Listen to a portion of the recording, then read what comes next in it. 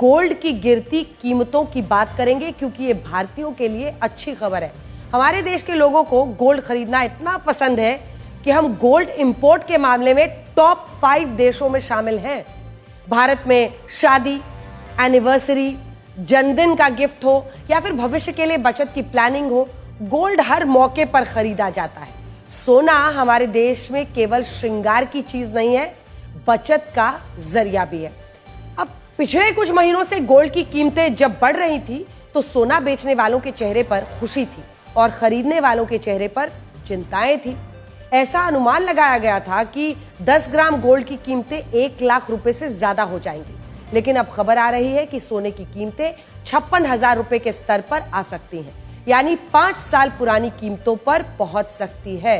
America में financial सेवाएं देने वाली कंपनी मॉर्निंग स्टार एक एनालिस्ट ने भविष्यवाणी की है कि आने वाले कुछ समय में गोल्ड की कीमतें 38% तक गिर सकती हैं और इस हिसाब से भारत में 10 ग्राम सोने की कीमत 55 से 56,000 रुपए तक आ सकती है।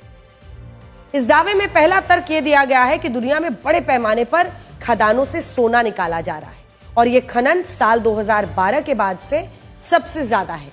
इसका मतलब यह है कि बाजार में काफी सोना इकट्ठा हो चुका है। दूसरा तर्क यह दिया गया कि दुनिया में गोल्ड की मांग कम हो रही है, जिससे बाजार में मौजूद सोने की बिक्री कम होने लगी। तीसरा तर्क ये कि लोग अब सोना खरीदने के बजाय गोल्ड ईटीएफ में निवेश कर रहे हैं, यानी वो सोने की गहने या बिस्किट नहीं खरीद रहे हैं बल्कि गोल्ड से जुड़े शेयर्स खरीद रहे हैं। पिछले कुछ समय में सोने की कीमतों में जो गिरावट दिखी है उसने इस दावे को और भी मजबूत किया है। आज सोने की कीमतें 88,000 रुपए प्रति 10 ग्राम के करीब है, जबकि कुछ हफ्ते पहले ये 90 से 92,000 रुपए तक पहुंच गई थी।